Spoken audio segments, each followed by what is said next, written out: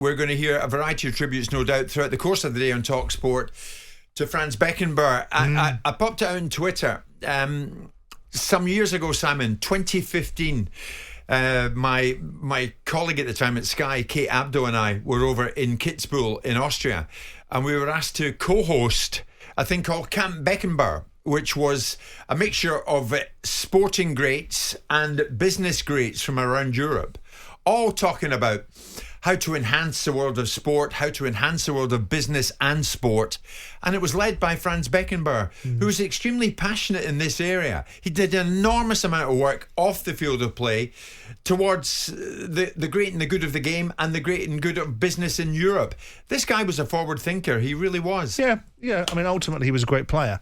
And, and from that came, an opportunity for him to evolve into administrator. He became a manager of a team that in 1990 achieved the ultimate outcome. And he, from my perception of him, he was an intellectual thinker within the confines of sport, which is few and far between in the football world, I can assure you. Yeah. But I always think of him predominantly as a player, and maybe at the very... I mean, I was fascinated by the cosmos in the 70s. Oh, absolutely. So it intrigued me to see. Yeah. And, of course, it was a Beckenbauer that was past his sell-by date in terms of competitive football. Yeah. But notwithstanding it, he went to America, and you obviously saw all the players that went over there, the George Bests of the world, the Rodney Marshes of the world, the Peter Beardsley of the world, the Trevor Francis from our part of the world.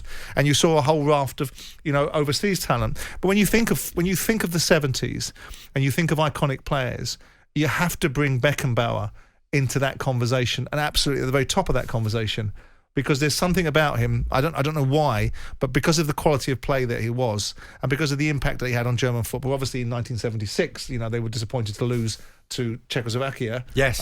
In the European Championships with the Panenka. But notwithstanding that, his contribution to German football, alongside people like Gerd Müller and other players that were very prevalent at the time. But Beckenbauer, we think of Bobby Moore. Franz Beckenbauer was Germany's... I know this is probably unfair analysis. No, I think you're absolutely right. I think you're absolutely right, Simon. Scott, one of the producers through in the office this morning, was saying we've lost a group of players now from a particular era, and we will miss these people. We have lost Johan Cruyff, of course. We've lost George Best. We recently lost Sir Bobby Charlton. And now we've lost Franz Beckenbauer. Football's holy grail, if you like, Simon. Earlier on this morning, we heard from German international. Of course, he played for Newcastle, he played for Manchester City, but predominantly Liverpool. We heard from Didi Hamann.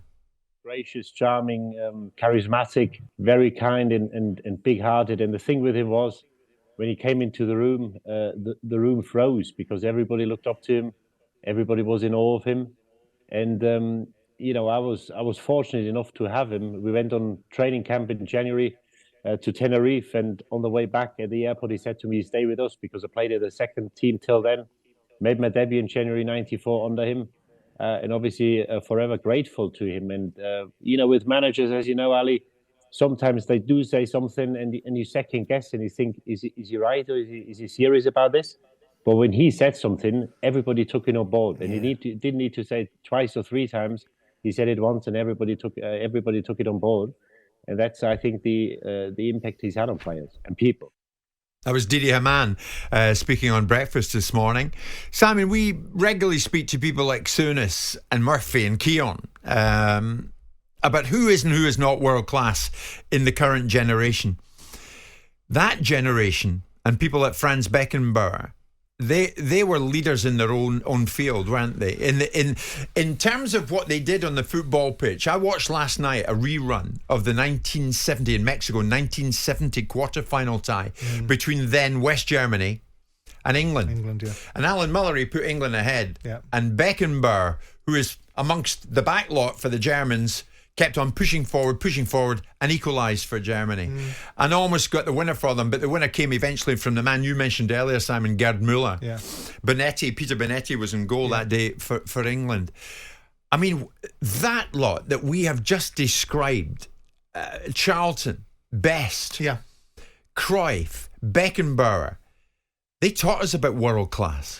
I think so. I think we spray world class around like confetti now, and I think it does a discredit to the very few that are world class. every time we always look back with sentimentality and posterity on things and forget that at the times maybe people were looking at them slightly differently.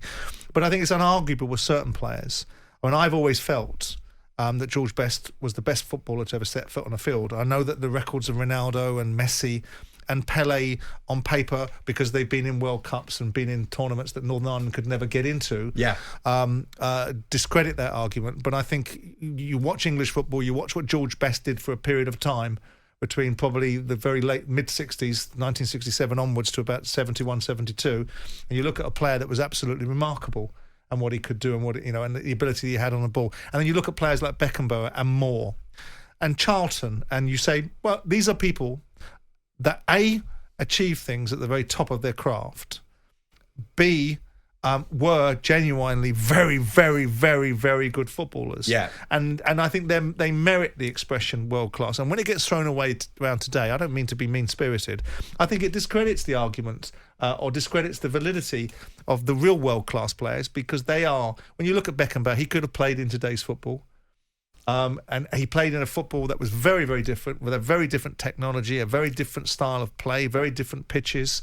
And you look at Beckenbauer as a player and the elegance and the style. He was a footballer.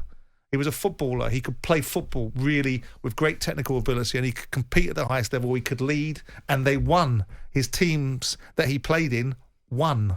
And then the teams that he managed won. Yes, and absolutely. That's, to me, what leadership and world class looks like, not some of the stuff that we throw around in today's society. At that seminar back in 2015 that Kate Abdo and I co-hosted, I remember Beckenbauer walking on stage and speaking to everybody, and people were there like Andrea Agnelli, of course, former chairperson of Juventus, Philip Lahm, who had not long been a German international, and spoke so highly, as Agnelli did, of wanting to be there, but wanting to be there for Beckenbauer.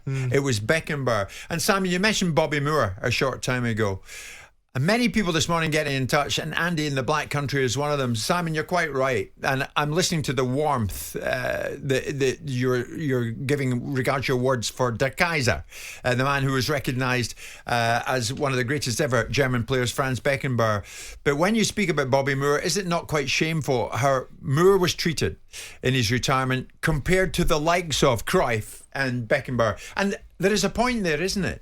There's a stark contrast there to the regard in which Moore was held by the authorities and the regard in which people like Beckenbauer and Cruyff were held. Different personalities and different reasons for perhaps being treated differently, different societies, different cultures. And Germany was at a different time in its evolution, post the Second World War, and rebuilding its society, and probably needed heroes. And people like Beckenbauer were catapulted to that position. We live in a society where we like to build people up so we can knock them down. Yeah. Bobby Moore didn't succeed in football management, and perhaps wasn't given the opportunities. And if you watch some of the documentaries, and I have watched some of them, you scratch your head at the way that he appeared to have been shunned by the football fraternity and not appreciated and valued, which doesn't make sense. Obviously being a World Cup winner, and also going into Fulham and being part of the 1975 FA Cup final team and all the things that he went on to do. But he wasn't ultimately continuing that success and translating, and there were some controversies off the field that Bobby Moore got himself involved with.